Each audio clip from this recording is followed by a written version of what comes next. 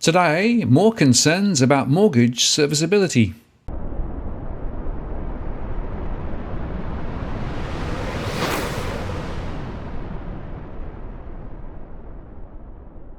Hello again, it's Martin North from Digital Finance Analytics. Welcome to this post covering finance and problem news with a distinctively Australian flavour. Several accountancy associations have advised members to decline requests to provide capacity to repay certificates, flagging compliance concerns, according to a report in The Advisor.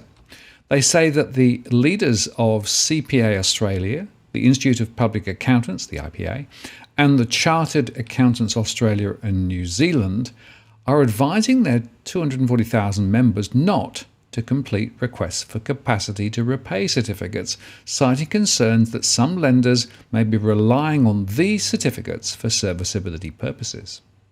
The issue largely focuses on requests for accountant letters, a document prepared by an accountant attesting to an individual business's financial situation that include a capacity to repay certificate or other similar declarations. This can reportedly place the liability of the lending decision on the accountant rather than lending institution. While still only impacting a small proportion of loans, these are currently most commonly used by non-bank lenders offering low doc loans to SMEs. As such, brokers will sometimes request these certificates from accountants in loan applications.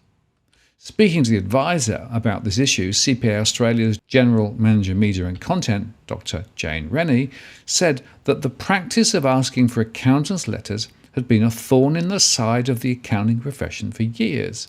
Accountants' letters shift the risk of credit assessment from the lender to the accountant, opening up accountants to potential legal action when the client defaults on the loan, she said. But accountants can only make a call about someone's ability to repay based on the information they receive. If that information is incomplete or faulty, their assessment may be off, but that shouldn't mean they're on the hook.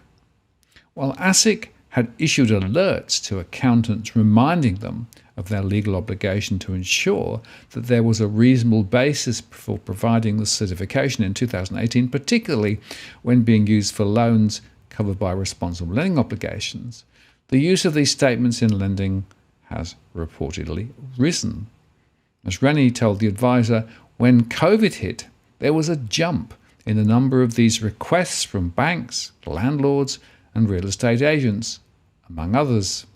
Accountants could be in breach of the National Consumer Credit Protection Act by signing a capacity to repay certificate unless they hold an Australia credit licence.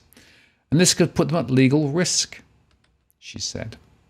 Ms. Reddy added, irrespective of whether it's a bank, broker, landlord, or real estate agent who needs it, we're advising our members to decline requests to provide accountants' letters.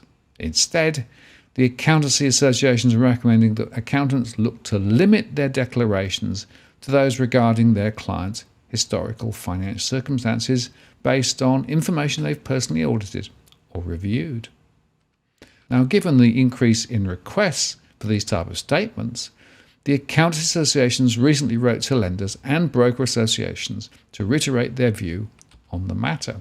And the Managing Director of the Finance Brokers Association of Australia, Peter White, confirmed to The Advisor that the body had received a letter jointly signed by the CEOs of CPA Australia, IPA and CAANZ last week. And he commented, noting not all accountants' letters requested by lenders are the same, I sought further clarification on this from the associations, whereby they further advised that clients can, with their client's consent, provide a statement of their client's financial position or other factual information, such as business activity statements, that can be verified.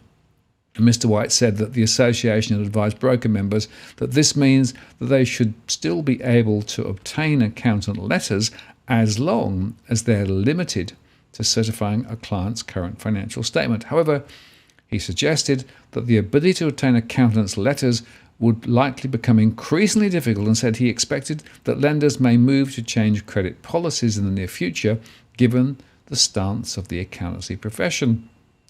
The FBAA MD concluded by stating that the expansion of open banking information may ultimately also negate the need for this type of documentation in the future.